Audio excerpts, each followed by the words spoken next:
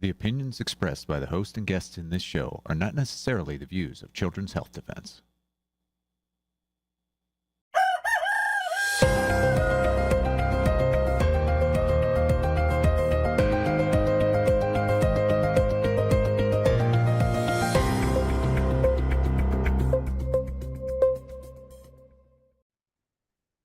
Good morning, CHD. It is Monday, the 22nd of December, 2025. We're live here at CHD TV. We have a great show for you today. In a minute, I'm going to be talking about the measles coverage that Children's Health Defense did over this year. And then you're going to be seeing an exclusive interview with Mary Holland and Cheryl Hines. Cheryl Hines being the wife of Secretary Kennedy, Robert F. Kennedy Jr. So that's an exclusive interview for Children's Health Defense, and that's going to be playing after I had a little chat with you all about what's happening today. So, but tomorrow also to know that we have the digital dilemma with Miriam. Eckensville. She is going to be talking to Klaus and Christian, and then they're going to be showing the film, The Digital Dilemma, which is going to be in our movie section. And then Wednesday kicks off our holiday, Christmas, whatever you want to call it. We're going to be showing you the conference videos that many of you may have missed, and they're brilliant. You're going to absolutely love these. So we're very grateful that Mary Holland has allowed us to play these videos for you all over the break. So that also is going to be happening. And also to tell you that CHD TV is now got its own social media platform on X. So we are at CHD TV Live. And we've done this so that people who just want to see our stuff, it doesn't clog up then the main feed so much. We'll be showing our clips and our programs and all those kind of things. So go over and follow us and give us some support. We'd be very, very grateful for that. So first thing I want to talk to you all about is the measles coverage of 2025. I'm so proud of Children's Health Defense for doing this journalism, doing this work, because we're also sick of seeing the lies in the media of how these two girls, they continue to do this even today. Talk about the two girls that died from measles, Kaylee and Daisy, in the Mennonite community. So my first thank you is to God, because he led us to this and directed us right through it. My second thank you is to the Mennonite community who trusted us, because they'd had so many reporters turning up and reporting badly on what happened. They trusted us to report the truth.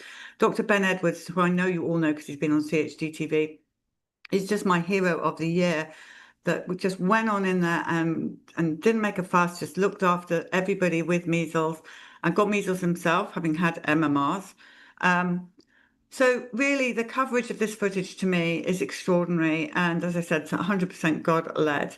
Our video editor, Rachel, who works for CHD TV, has worked really hard on putting this sort of together so that you can see from the beginning to the end how it all came about. And we hope next year to be able to do more coverage like that, to break down the truth from the media because of the constant barrage of lies.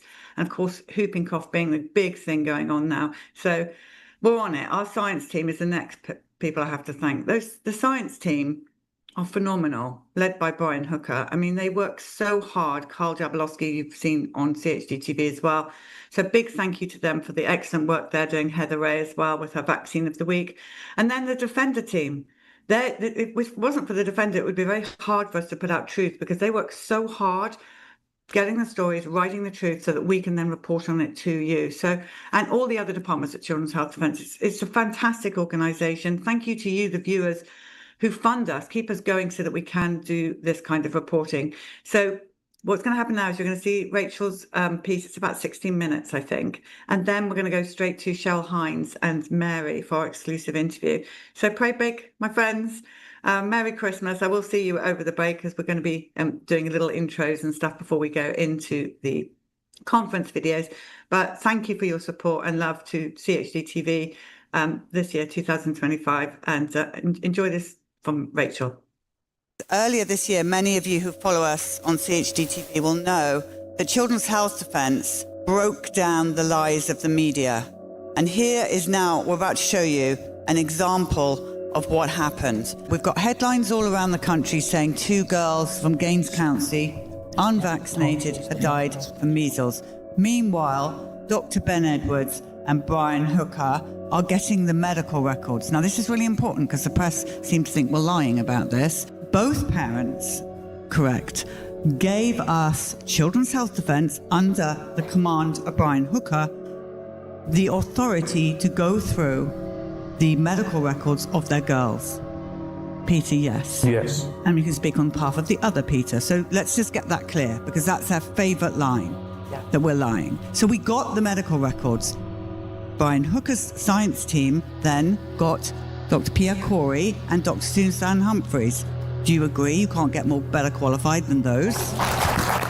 I sit here and I hear over and over again that those two girls died of measles. They did not die of measles. And yet the press and others consistently shout out that vaccines are safe and effective. 25 years ago, measles was declared eliminated in the United States of America, but barely halfway through this year, our country has more cases of measles than it has had for more than 3 decades. 3 people, 2 of them children, are dead. And these deaths are made even more tragic by the fact that they were totally and completely preventable. The measles vaccine is safe and effective. You shout out about measles to us. Those 2 girls in Gaines County, they did not die of measles. Children's Health Defence have seen the medical records. We have had experts break down. Yet still, I sit here and I hear over and over again that those 2 girls died of measles. They did not die of measles. There's 2 children dead in West Texas from not taking a measles vaccine. Measles, a disease eliminated in the United States just decades ago, has now claimed the lives of 3 Americans, including 2 children. The deadliest measles outbreak in decades has already left 2 children dead. 2 children in Texas and 1 adult in New Mexico have died. Do you think that's acceptable?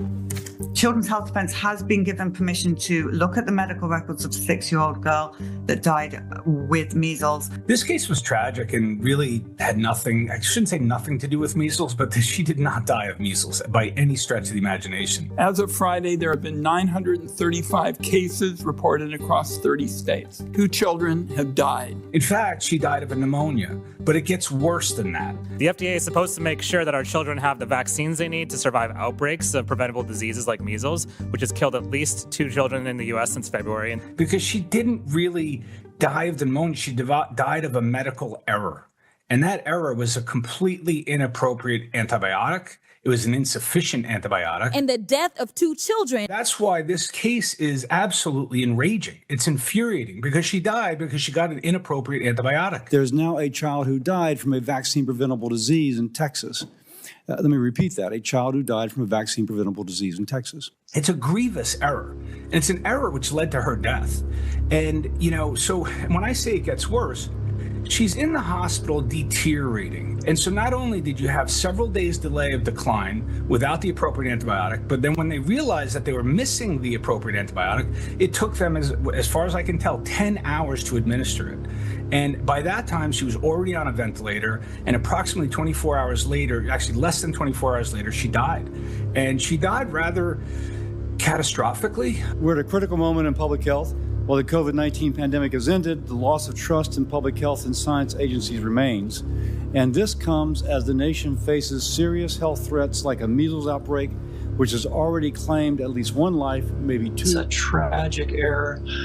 I do want to say, as I look through the medical records, there was some outstanding care given all along the way. And as Dr. Corey's pointed out, unfortunately, this was a big mistake, a tragic mistake, and I agree, a fatal mistake. They were too slow to diagnose. The unnecessary antibiotics weren't stopped.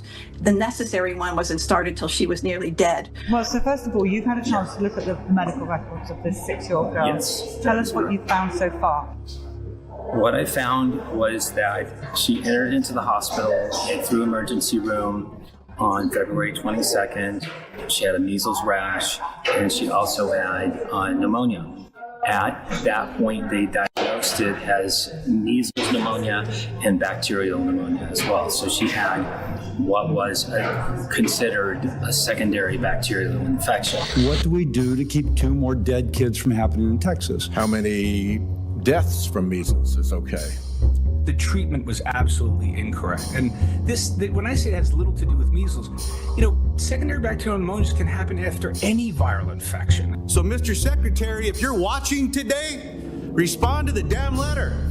People are dying. Our current HHS secretary is a anti-vax conspiracy theorists, and that is a fact. He caused a measles outbreak in another country that caused the death. Absolutely. That caused, no, he did not. He absolutely did. That's a lie. RFK did not cause a measles outbreak. Miss Green, you sound Ms. ignorant. Green, you are an anti-vax. That's ignorant, and that's a lie. No, I'm for choice. This is not, we're all, everyone's grandstanding and all this outrage over this measles. You see the media is going nuts about how everyone needs to get vaccinated. I would tell you just simple, straightforward, correct medical care. We've been treating pneumonias for decades with antibiotics, and this was just a tragic error of an insufficient and incorrect antibiotic regimen on admission.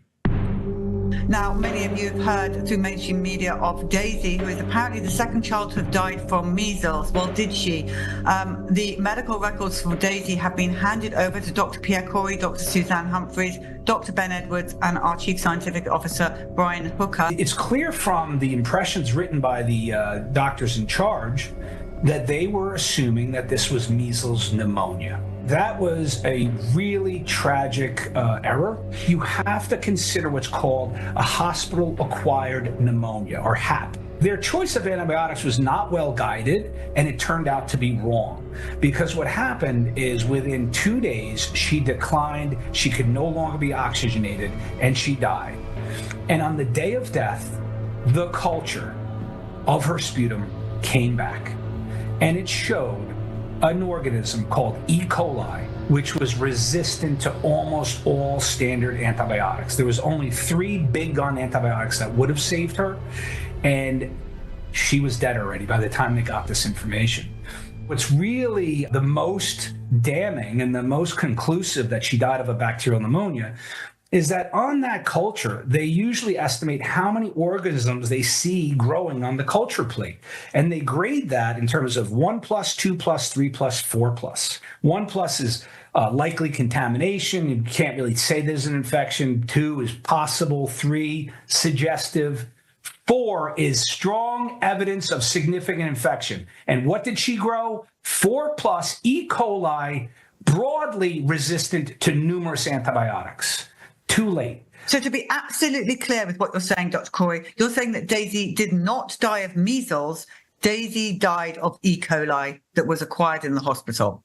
4+ E. coli in the sputum culture. That last doctor we had, he just kept going on and on about measles this and measles that. He was trying to blame everything on the measles. And that test that you're saying that didn't come back until the day she died, that's why it probably didn't come back, because they were so focused on the measles that they didn't think about testing for anything else. And that is why my daughter is dead today. There's just such a fixation in the charts about measles pneumonia and pneumonia caused by measles. And then also the terminology unimmunized, unvaccinated appears over and over and over in the record. And it seems like if they weren't so fixated on measles, maybe they wouldn't have forgotten or ignored doing a sputum culture on admission. I mean, it seemed like that was their crutch. That was the crutch that they got to lean on, but yet they missed everything else because it kept on being diagnosed as measles pneumonia.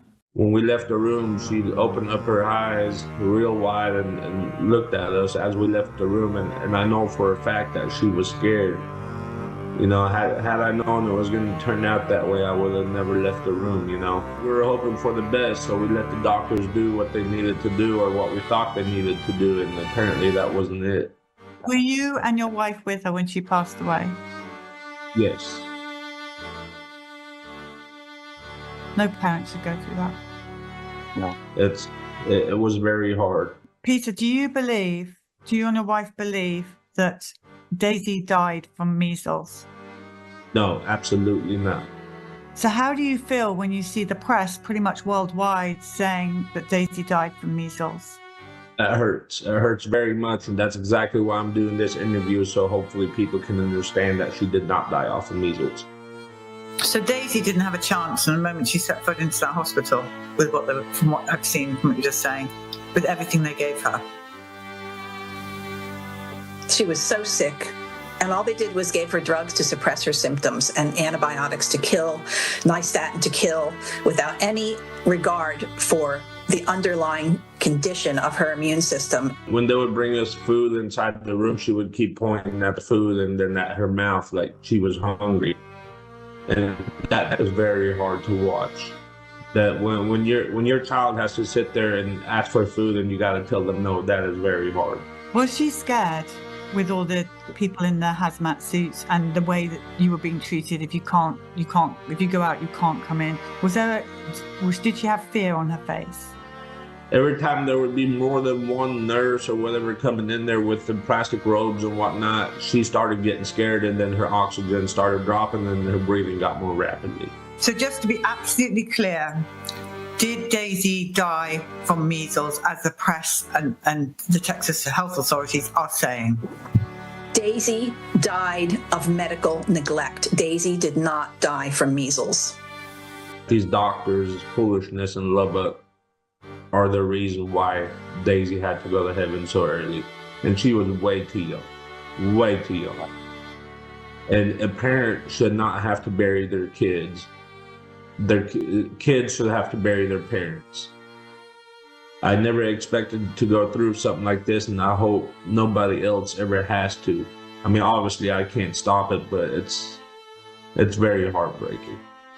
Part of this is this entire episode was the underlayment of the fact that these individuals, Daisy, Kaylee, and a lot of individuals in the Mennonite community were unvaccinated with the MMR. And this is a message to all physicians out there. This is now getting me enraged. I am enraged by this. To see in a medical record in a history, every introduction describing that child that she's unvaccinated, tell me what the difference is treating a vaccinated or unvaccinated child who has an illness. Why does it matter? I saw this all during COVID. Every supposedly unvaccinated patient in the hospitals, and most of them were vaccinated, just wasn't recorded correctly.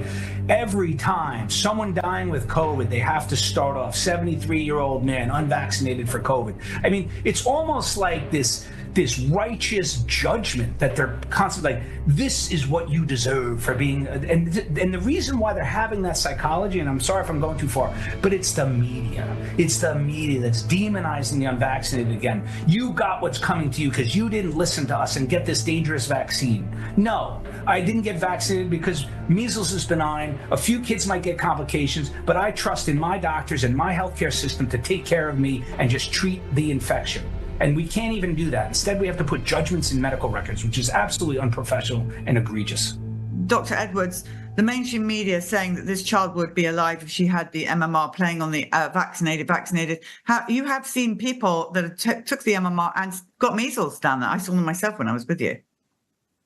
Yes, I have. And that's not to say that it won't decrease, the chances. But the real question, I believe, is risk-benefit. I haven't heard that conversation. The admission that there is risk, we need to really get an accurate understanding of vaccine adverse events. We need to clean up VAERS, I believe. We need to be able to give true informed consent by having an accurate understanding of what are the risks of MMR. And that's a conversation this country needs to have. What we're going to try to do is to lay out the pros and cons, the risks and benefits accurately as we understand them with replicable studies. HHS makes medical decisions every day. You're making medical decisions every day. You're the secretary of HHS. You have tremendous power over health policy. Really horrified that you will not encourage families to vaccinate their children, measles, chickenpox, polio. My sense is that my inclination is to give people good data. That's how you address those concerns. There are groups in this country that don't want to be vaccinated many of them for religious reasons. I spent a lot of time with the Mennonites, and the MMR vaccine has millions of fragments of human DNA in it from aborted fetal tissues, and that's a religious objection to them that I have to respect. I did want to mention that the Mennonite community has been very vocal to me that they wish people would understand the choice in their mind is not between get sick with measles and die or take this shot that has no side effect. there's a legitimate conversation that I think we need to have. That's what they're asking of me. How are you feeling? Touch measles yourself? Yeah, I was pretty achy yesterday. Yeah. Did you ever not have measles as a child? No, I had MMR. How many MMRs did you get? I'd have to go back and look. I don't But know. a few. Yeah. That doesn't work then, does it? No, apparently not. Just wear off. But you're feeling all right? Today I'm better, yeah. Is your spots here or on your body as well? Just my face. Yeah. They came yesterday afternoon. I was achy. Friday afternoon, achy. Started, and yesterday was pretty achy. Little mild fever. Spots came in the afternoon. Today I woke up feeling good. So, mild case. You're an amazing human being, you know that? You should know that. Thank God for you. The media itself, it's much more salacious to say that it's a measles story. Then we can poke fun at these individuals that chose not to vaccinate their daughter, and we can use them as a negative example. So, the truth in this case does not fit the mainstream narrative.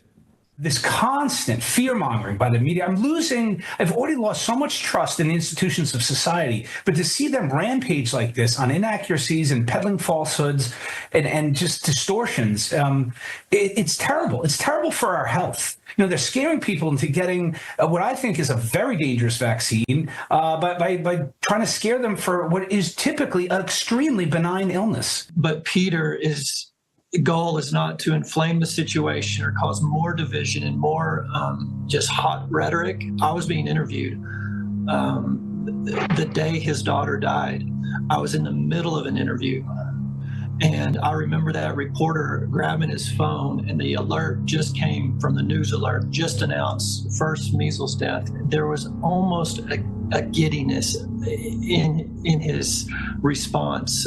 It was disgusting, actually. Peter doesn't want this information to be used on the other side in the same almost giddiness kind of way of, aha, we got you. He simply wants the truth to be told so that other kids who potentially could go down the same path as his daughter won't have to. There have been over 200 cases of measles in this cluster in West Texas and eastern New Mexico, and those people are recovering. There's such a community effort. It was so beautiful to see, and what was driving it was love. Love your neighbor as much as you love yourself. I saw that on display this past 72 hours. So there are so many thank yous that I want to say to that community. It has touched me in my heart, and I'll never forget it.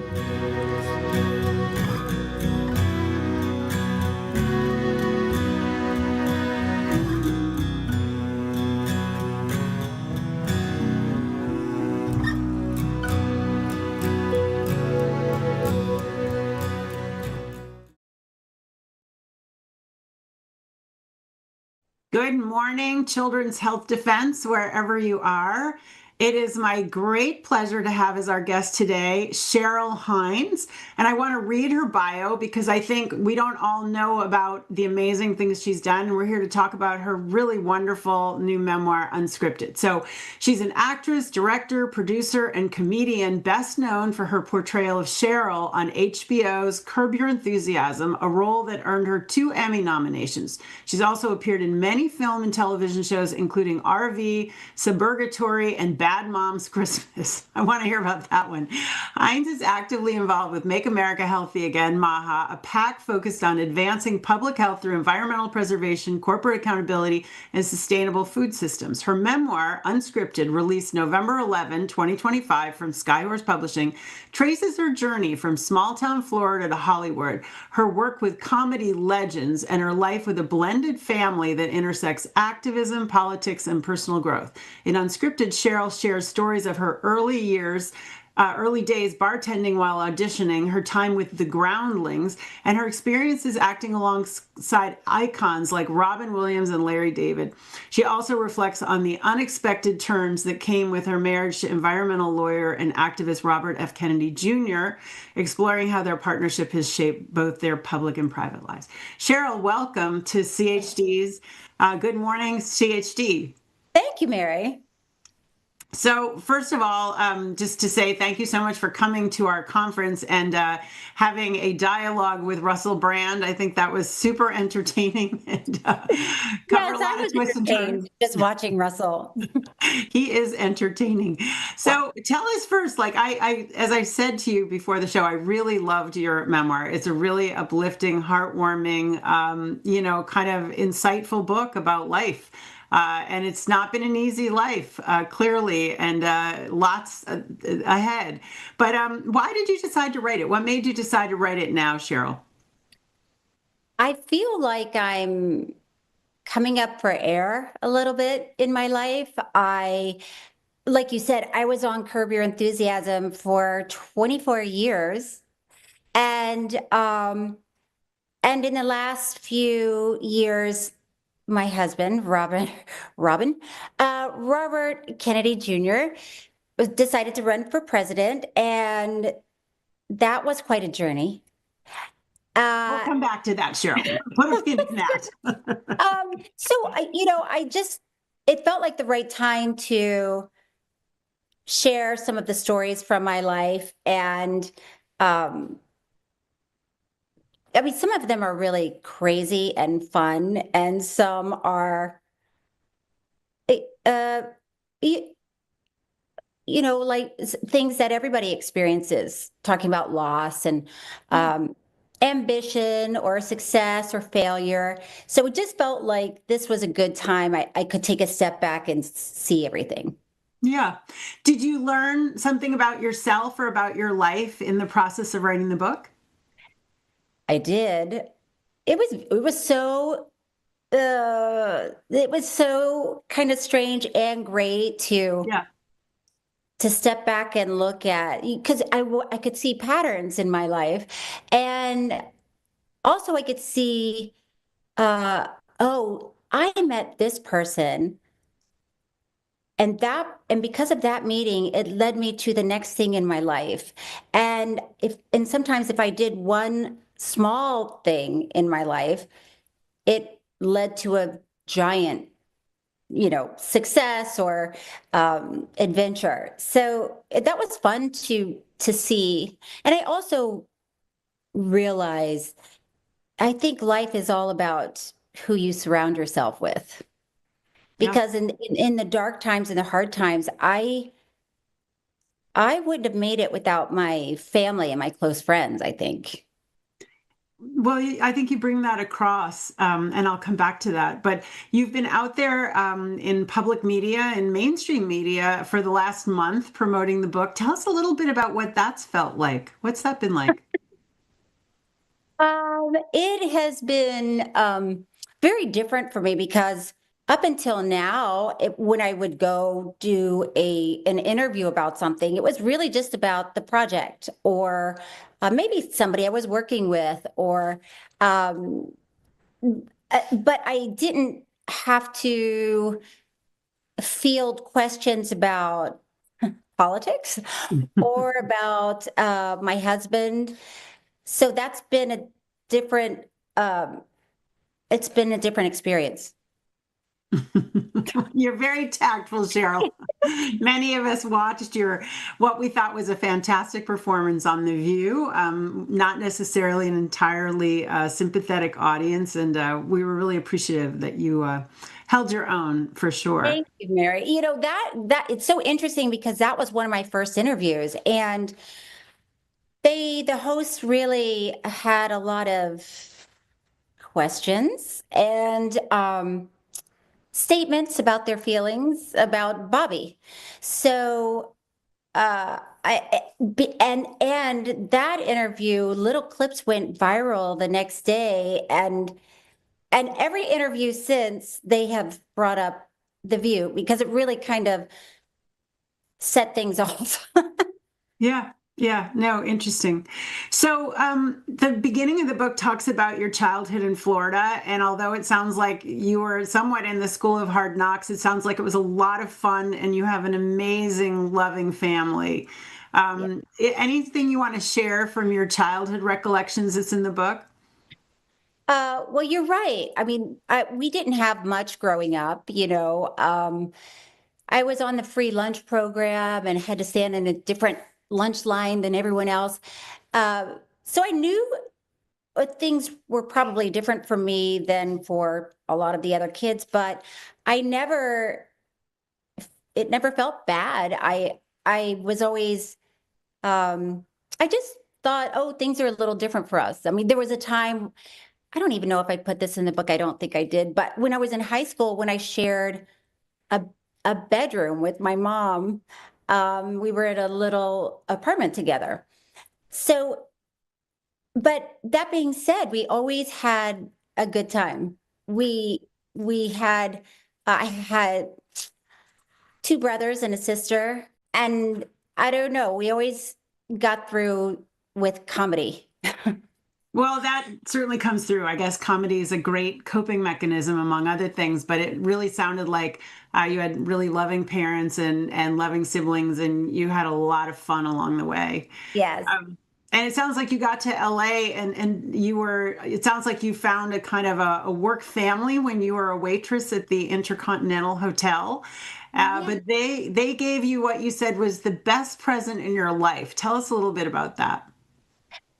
Well, you're right. I was working and you know, back to your question about what did I learn from writing this, I didn't realize how formative those years were as a bartender in a hotel in downtown LA. You know, until I had written this book, I always just thought of it as the time when I was bartending. But a lot of things happened. You know, I started bartending there probably when I was 25 or yeah, probably 25. And I worked there for a long time. I didn't have an agent. I didn't really know what to do next. I knew wanted to, you know, pursue my acting career. And a woman came in and sat down at the bar.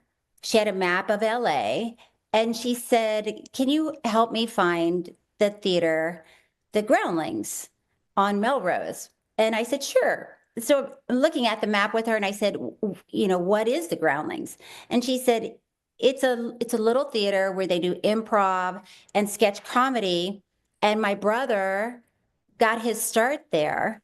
He was performing and someone from SNL saw him perform and now he's on SNL. And I said, "Who's your brother?" And then she said, "Phil Hartman." And I said, "Whoa, I have got to go to the Groundlings to see what this is about." So the next night I had off, I went to the Groundlings Theater and I was just blown away by the talent on that stage. You know, they were improvising and doing sketch and it was so silly but also very smart. And all I wanted so badly was to take a class there. And I couldn't afford it. I didn't even have a refrigerator at that time. I was really broke. And I would talk about it all the time with anybody who sat at the bar and all of the people I worked with. And for my birthday, they all chipped in and bought my first class for me at the Groundlings Theater. Yeah, that's such a beautiful story, right? That Yes. they really were your support network and got you the Groundling, which sounds like really helped your career to take off.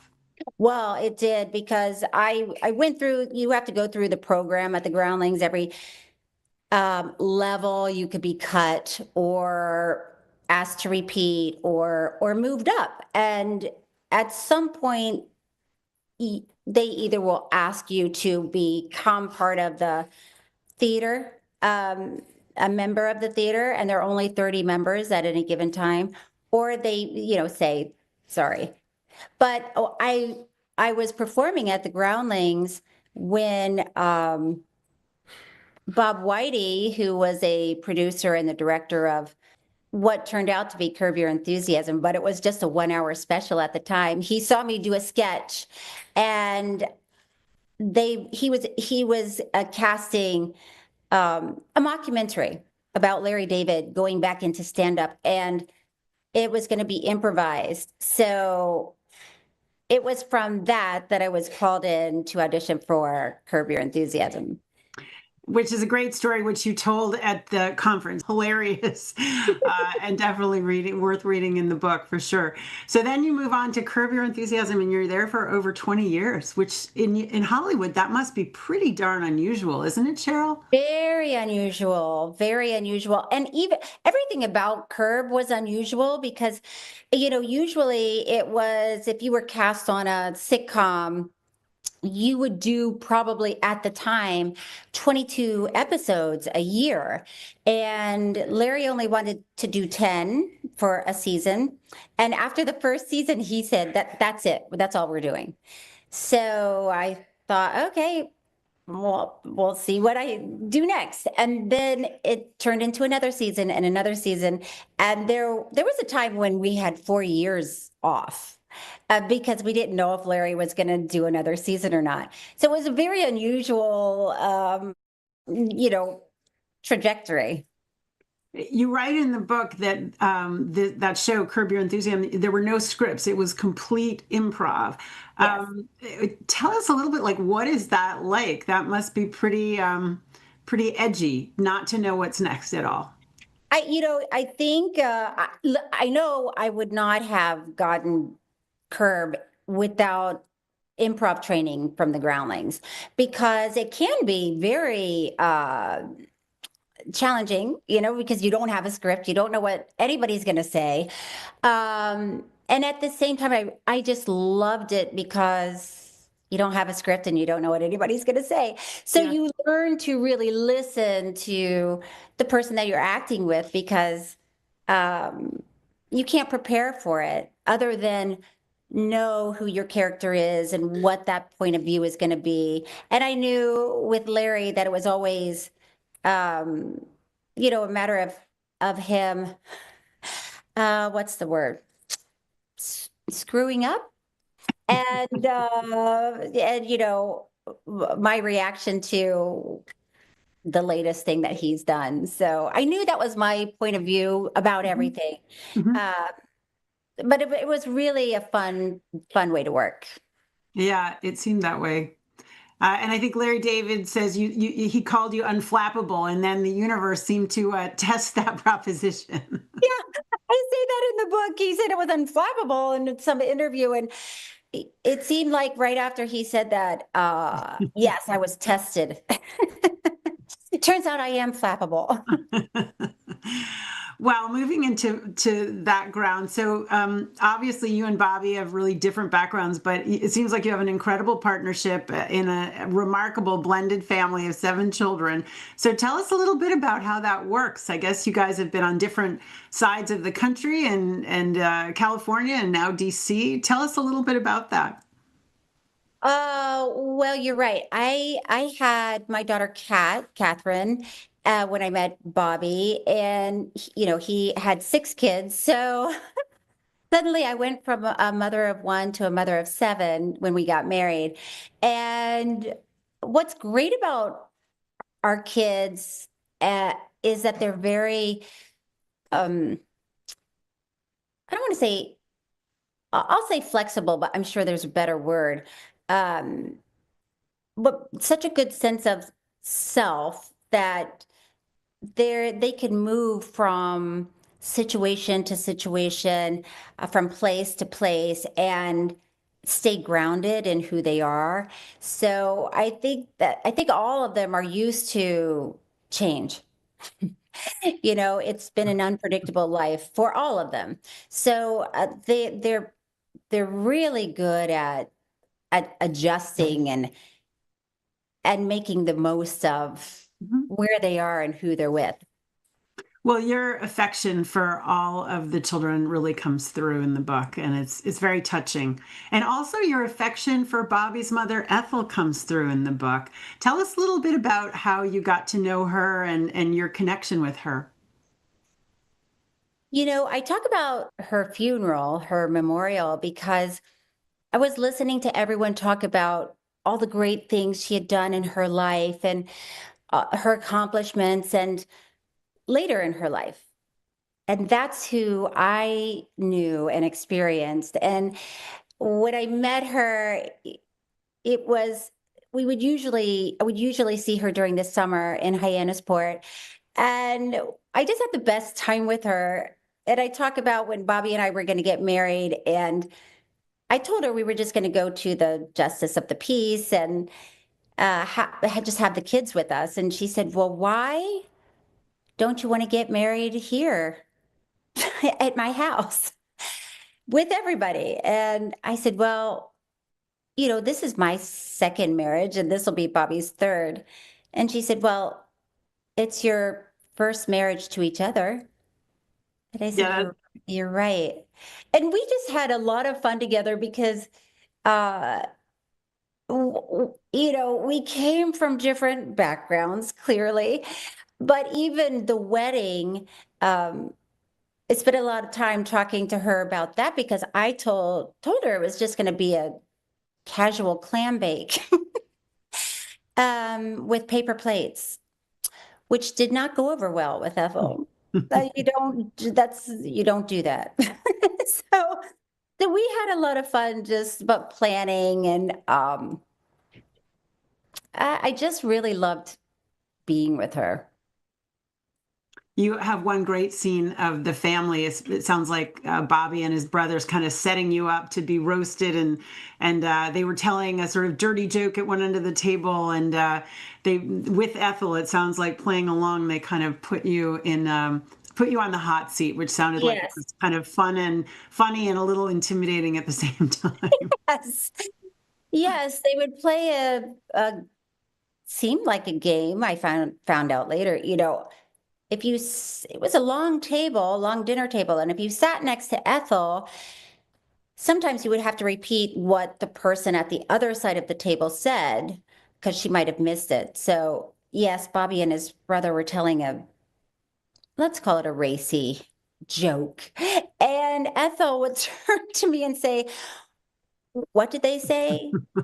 And I would try. I did not want to repeat the joke. I knew it wasn't a good idea, but yeah, I talk about that in my book. It was I had to repeat the joke in a way. It didn't go over well with Ethel. Let's just say that. Why would you say that at the dinner table? I didn't say it. It's done. But yeah, it turned into chaos and a lot of fun and crazy, some crazy times.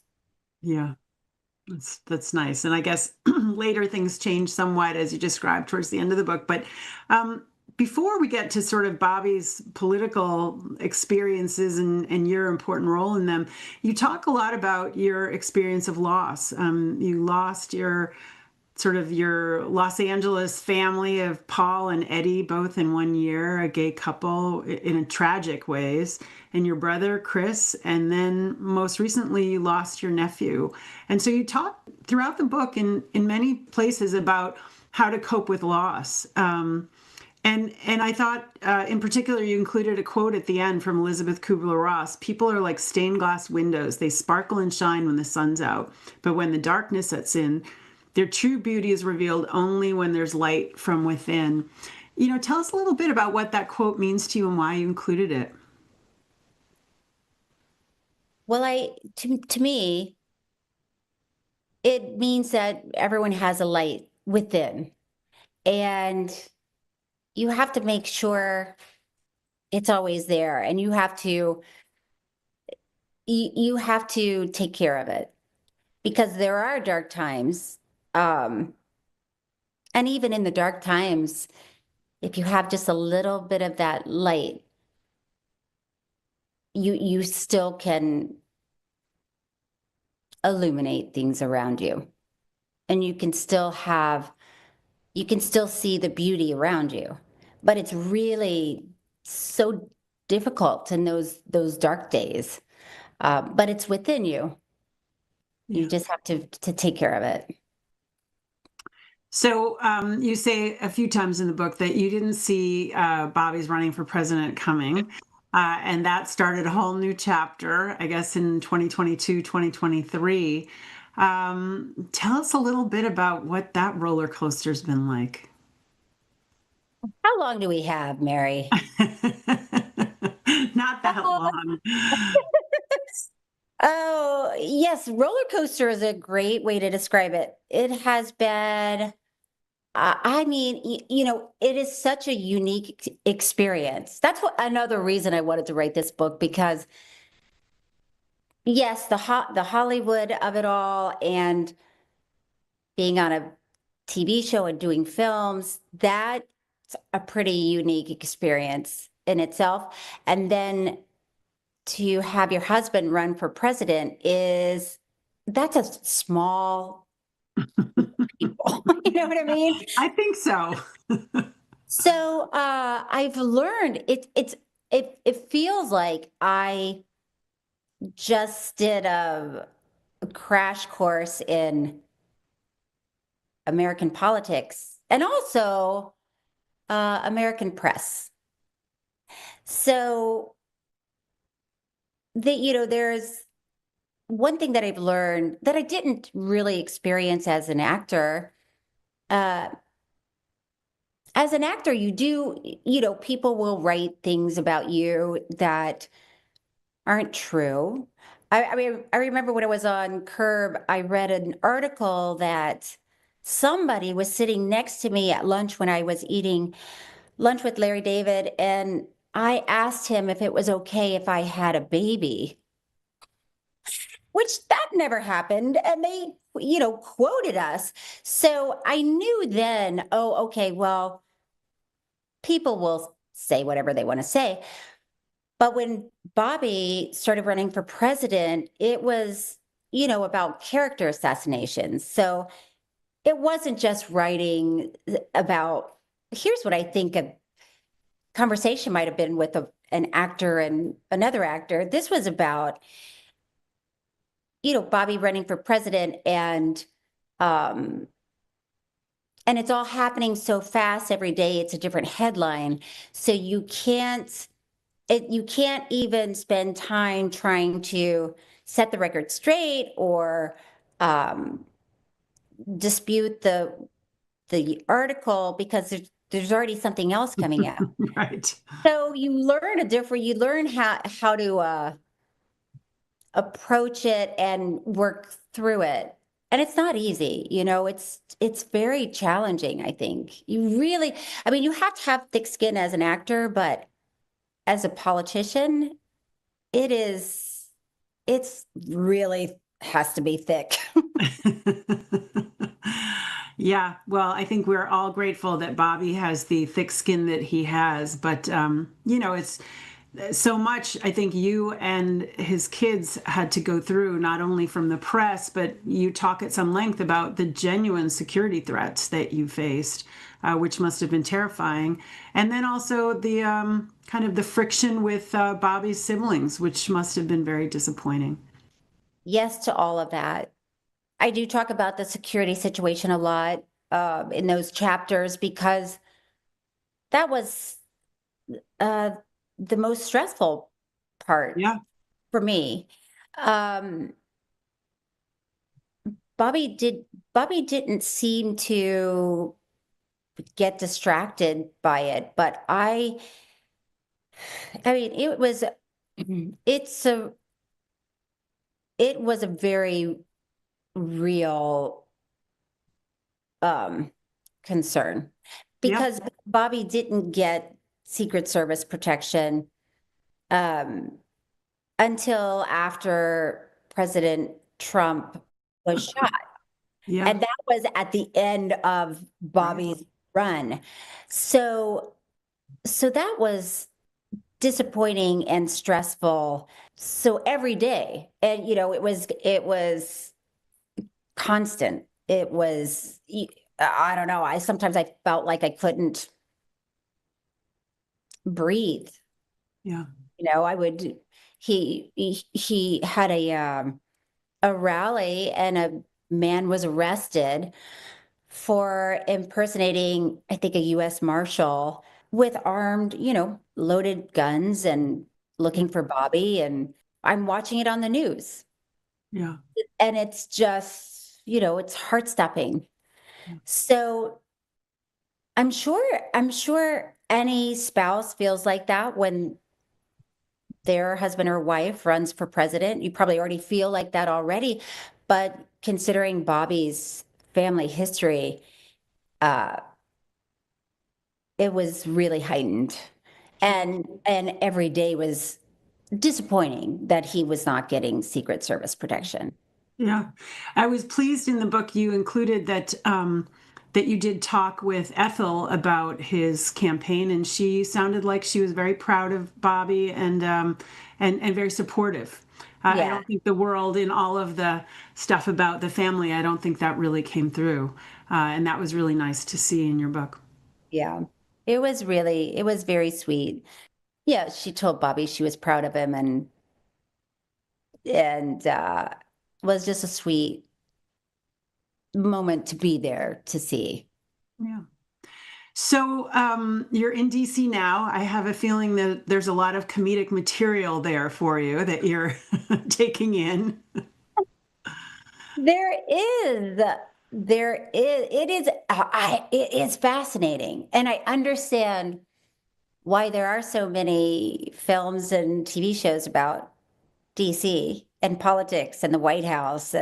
I mean, it is every day. There's an energy to it, and it does seem like everyone in this town is involved somehow. It's like being in Los Angeles. You feel like everyone is involved in the entertainment industry. Right. And here it is, it's, Bobby will go to work and then I'll turn on the TV an hour later and see breaking news, he's in the Oval Office and they're making an announcement. So it's just, it's pretty fascinating. Yeah. And even the security of it all is interesting to me because you've got people everywhere watching. You're always walking down back streets and back hallways, and they open a door, and suddenly you're in a room full of people. I mean, yesterday I had to go to the White House for a cabinet spouse meeting, and I was going by myself, and I usually anytime I go to the White House, I'm with Bobby, and it's a different experience because they pull up right to the door and we get out. But when I was going on my own, I'm walking through security and showing my badge, and it starts to rain, and it's, it felt like, oh, this is a more of a real life experience, I think, of how most people experience working at the White House or in the government. So at the end, you talk about you're involved in a new project now with Paul Young, your former husband. Tell us a little bit about that and sort of what's next for you, Cheryl. Yes, Paul Young. This is what I'm talking about, Mary. In my book, Paul was my first husband, and we've stayed very close friends and continue to work together. So we're producing a film together. I can't really talk about it because we haven't announced it because it's still little pieces coming together, but it's going to be really fun and funny. Oh, I'm sure that. And who knows what's going to be next. I mean, I'm definitely working on this. And maybe you're right. Maybe somewhere in this political universe, there's something interesting waiting to be written. I tell you, you're off to a great start with this memoir. I do highly recommend it to our viewers. Is there anything else you'd like to share with the CHD crowd? We're all very excited for you, Cheryl, and happy to hear anything else you want to share. Thank you. Well, I really appreciate the support that you've always given to Bobby, all of you. It allows him to be fearless, and he he really listens to the moms and the parents and their experiences with health and their children. And it's great that you're there for him and that you have this relationship with Bobby, because I know it's very important to him to hear from you. And, it's like I said on The View, I said, why aren't we listening to parents who are telling us their experiences with their children? I feel like a lot of parents have been dismissed, or not believed, or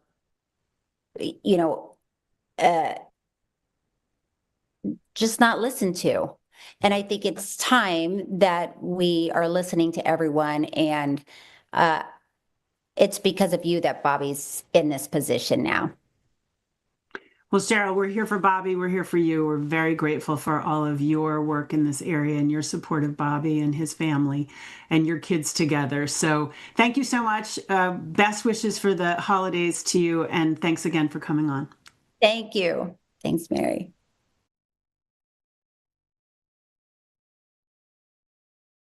There is currently a push by the FCC and Congress to put cell towers everywhere. This is a fundamental shift from what telecom companies currently have to go through when they want to put a cell tower somewhere. These proposed rules would make it that much easier for telecom to put towers everywhere, in front of your house, on your child's playground, or in front of your child's school. Let me explain. When telecom applies for a cell tower, they have to go through a permitting process on the local level. People who are living close to the proposed cell tower sites are receiving notice, and they have an opportunity to voice their opposition. All of that will be taken away. Telecom has to prove that there is actually a gap in coverage that they are trying to fill. That will go away too. Local zoning authorities have the right to require certain things from telecom, including fees and proof that the equipment that they're putting in is needed and safe. And that will go away too. If these bills or the rules that the FCC is proposing pass, expect cell towers everywhere with no local input or say. You won't even know that a cell tower is proposed next to your house. So what can you do? Here are 3 things.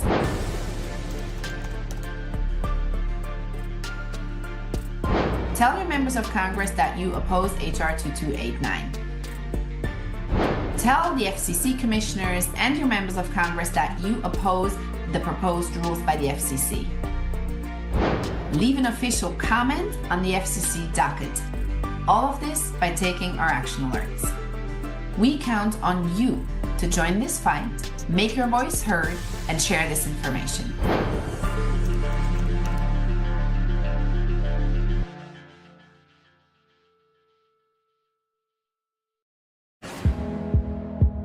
This and all CHD TV programming is made possible by generous support from viewers like you. Please consider making a contribution today to keep our programming going strong. Thank you.